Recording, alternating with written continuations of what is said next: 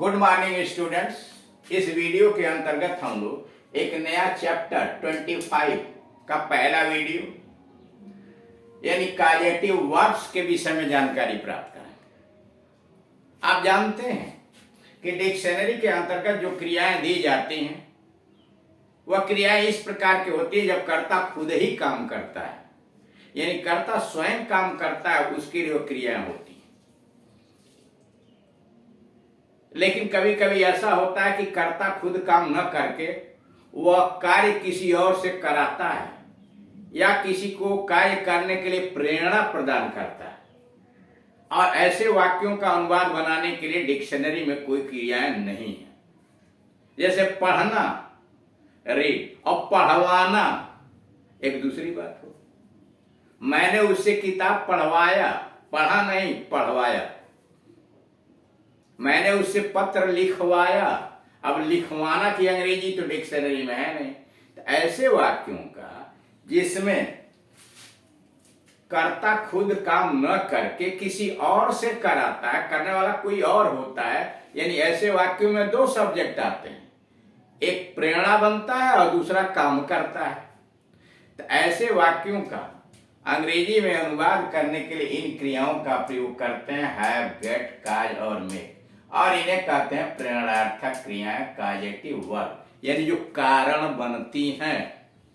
Causative verb कारण बनने वाली। तो इसीलिए यहाँ हेडिंग पड़ा ट्रांसलेशन पार्ट 2501 कॉजेटिव वर्ब, जिसमें चार हैं हैव, गेट, काज और मेक, यही प्रमुख है। जब कर्ता किसी कार्य को स्वयं न करके, जब कर्ता किसी कार्य को स्वयं न करके किसी अन्य व्यक्ति से कराता है या करने की उसे प्रेरणा देता है, अन्य व्यक्ति को प्रेरणा देता है कोई काम करने के लिए, तो वाक्य की क्रिया प्रेरणार्थक क्रिया होती है। तो वाक्य में जो क्रिया आप प्रयोग करते हैं वो प्रेरणार्थक क्रियाएं होती हैं। इस प्रकार के वाक्यों का हिंदी से अंग्रेजी में गेट, हैव, काज और मेक लगा करके इन क्रियाओं की सहायता से अनुवाद किए जाते हैं। यानी जब कर्ता खुद काम न करके किसी और से कराता है या उसे करने की प्रेरणा प्रदान करता है, तो ऐसे वाक्यों का अंग्रेजी में अनुवाद करने के लिए प्रेरणार्थक क्रियाएं यानी कॉजेटिव वर्ब्स का प्रयोग करते हैं, हैव का, गेट का, मेक का और काज का। उसी के विषय में यहां दिया गया। जैसे रूल नंबर 1, यदि एक्टिव वॉइस में क्रिया हो, यानी क्रिया अगर एक्टिव वॉइस में हो तो मेक या काज का प्रयोग किया जाता है।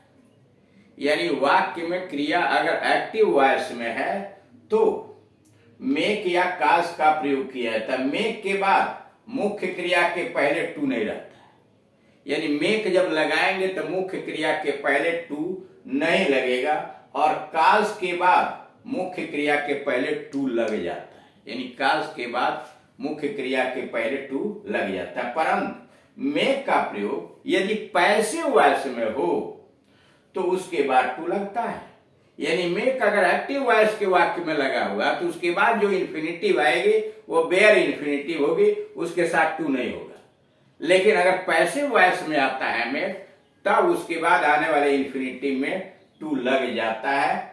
जैसे उसने बच्चे को रुलाया, उसने बच्चे को रुलाया, रोने का काम किसने किया? बच्चा।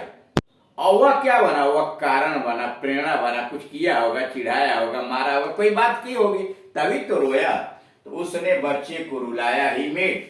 टेंस के अनुसार ये चारों जो क्रियाएं होती हैं सभी टेंस में लागू हो सकती हैं। टेंस के अनुसार उनका रूप बदल दीजिए। पास्ट इंडेफिनिट टेंस में है उसने बच्चे को रुलाया, he made the child weep, he made the child weep. अब यहां देखिए, ही फॉल्स सब्जेक्ट, इसमें दो कर्ता आते हैं, एक फॉल्स सब्जेक्ट यानी झूठा और एक रियल। ही जो है यहाँ फॉल्स सब्जेक्ट है, मेड प्रेरणार्थक क्रिया है, और द चाइल्ड क्या है? ऑब्जेक्ट के स्थान पर आया, और यही असली सब्जेक्ट है, यही काम करता है। इसी को रियल सब्जेक्ट कहते हैं जो ऑब्जेक्ट के स्थान पर है। वीप, अब या वीप के पहले टू नहीं है, छुपा लिया गया है, तो ही मेड द चाइल्ड वीप। अब इसको काज से बना है तो ही काज दी चाइल्ड टू वीप। देखिए काज डलेगा तो टू वीप होगा, मेक डलेगा तो वीप, ही वीप लगा, टू गायब हो गया। लेकिन पैसिव वॉइस में जरा देखिए, उसके द्वारा बच्चे को रुलाया गया। The child was made to weep by him. The child was made to weep by him, उसके द्वारा बच्चे को रुलाया गया। नंबर 3, मैंने अपने घोड़े को तेज दौड़ाया। पास्ट इंडेफिनिट टेंस, मैंने अपने घोड़े को तेज दौड़ाया। यह 4 विधियों से देखिए बना हुआ है। एक तो एक्टिव वॉइस में I made my horse, make का प्रयोग करके I made my horse run fast. Run के पास इसके पहले टू छिपा हुआ है, I made my horse run fast. अथवा I called my horse to run fast, I called my horse to run fast. अब यही वाक्य जरा पैसिव वॉइस में देखिए, the house was made, my house horse was made. My horse क्या है? Subject है, यही रियल सब्जेक्ट है पैसिव वॉइस में। My horse was made to run fast by me. My horse was made to run fast by me. अब यहां देख रहे हैं, जब पैसिव वॉइस में आया वाज मेड तो रन के पहले टू आ गया, my horse was made to run fast by me. और माई हॉर्स काज के द्वारा, my horse was cause to run fast by me. My horse was cause to run fast by me.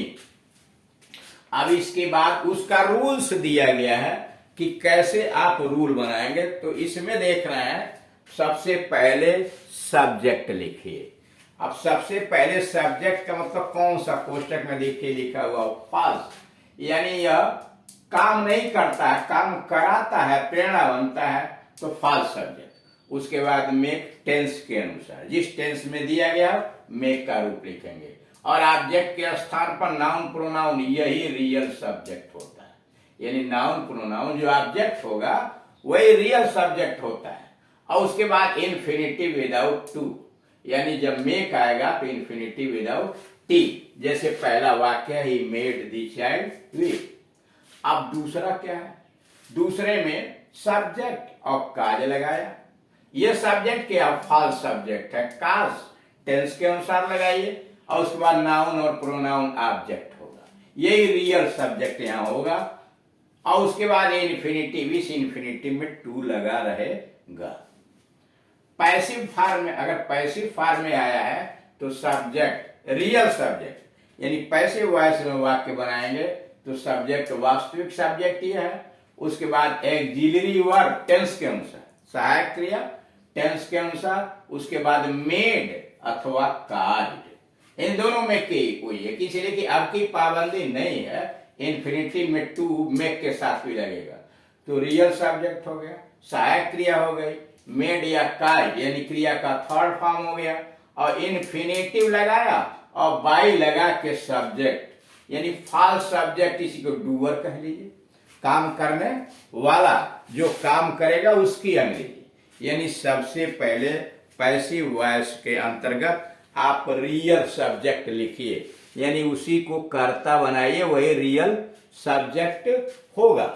और उसके बाद tense के अनुसार सहायक क्रिया और क्रिया का पास्ट पार्टिसिपल मेड या कास्ट, और फिर इन्फिनिटिव लगाया और तब बाई लगा के वास्तविक डूअर सब्जेक्ट लिखिए। रूल नंबर 2, यदि क्रिया पैसिव वॉइस में हो, क्रिया एक्टिव वॉइस में न होकर क्रिया पैसिव वॉइस में हो, तो गेट या हैव का प्रयोग होता है। यानी क्रिया अगर पैसिव वॉइस में दी गई है तो गेट या हैव का प्रयोग होता है। साथ ही मूल क्रिया के पास्ट पार्टिसिपल वर्ब की थर्ड फॉर्म का रूप आता है। एक्टिव वॉइस में हुआ तो मेक और काज से आपने बनाया। पैसिव वॉइस में अगर आया हुआ है तो गेट और हैव का प्रयोग होता है, साथ ही मूल क्रिया की थर्ड फॉर्म इसमें प्रयोग होती है। जैसे मैंने एक पत्र लिखवाया, I got a letter written, I got a letter written. I had a letter written, I had a letter written. यानी अगर डूअर नहीं है, काम करने वाला नहीं है, तो आप मेक और काज से नहीं बनाएंगे, तब हैव और गेट से बनाएंगे। और अगर डूअर नहीं है पैसिव वॉइस में आके, तो हैव और गेट से बनाइए। और अगर काम करने वाला है तो किसी से बन सकता है, इसमें बाई लगा दीजिए, पैसिव वॉइस में बन जाएगा। मैं सोहन से यह पत्र लिखवाऊंगा, future independence. I will get this letter written by Sohan, या आई शैल भी लगा सकते हैं, I shall get this letter written by Sohan, अथवा I will have this letter, मैं यह पत्र प्राप्त करूंगा, रिटन बाई सोहन, सोहन से लिखा हुआ यह पत्र मैं प्राप्त करूंगा। फिर सुनिए, I will get this letter written by Sohan. क्या हुआ, आई तो प्रेरणा वाला है, उसके बाद फ्यूचर इंडेफिनिट टेंस में यह प्रेरणार्थक क्रियाएं हैं, उसके बाद ऑब्जेक्ट, ये जो ऑब्जेक्ट आया हुआ है, आप इस ऑब्जेक्ट को देख रहे हैं, जो काम हुआ है उसके ऑब्जेक्ट के लिए, और तब रिटन, और तब by doer. I will have this letter written by Sohan, जो हैव और गेट दोनों में कोई डिफरेंस नहीं। आई शैल मेक, अब इसमें देखिए, I shall make Sohan write this letter. Active voice में मैं मोहन से यह पत्र लिखवाऊंगा, I shall make Sohan write this letter, अथवा I shall cause Sohan to write this letter, I shall cause this letter, I shall cause Sohan to write this letter. Passive voice में अब वही वाक्य पैसिव वॉइस में, Sohan will be made to write this letter by me, Sohan will be made to write this letter by me, या Sohan will be caused to write this letter by me. Passive voice में वही वाक्य बनाया गया। अब rule, अब इसका रूल्स क्या है, रूल है सबसे पहले सब्जेक्ट लिखिए, यानी फॉल्स सब्जेक्ट सबसे पहले आएगा, और उसके बाद हैव और गेट, यानी हैव और गेट लगाइए, ऑब्जेक्ट लिखिए क्रिया का थर्ड फॉर्म, और तब बाई लगा के डूअर, काम करने वाले यानी वास्तविक सब्जेक्ट आएगा, इसके लिए जिसके द्वारा हैव और गेट का प्राप्त करता है, और बाकी ऊपर के नियम यहाँ पर आपको दे दिए गए हैं। अब इस तरह से देख रहे हैं कि काजेटिव वर्ब के द्वारा विभिन्न टेंसेज में कैसे ट्रांसलेशन बनाएंगे, शेष इसके अगले वाले वीडियोस के अंतर्गत सिखलाए जाएंगे। Thank you.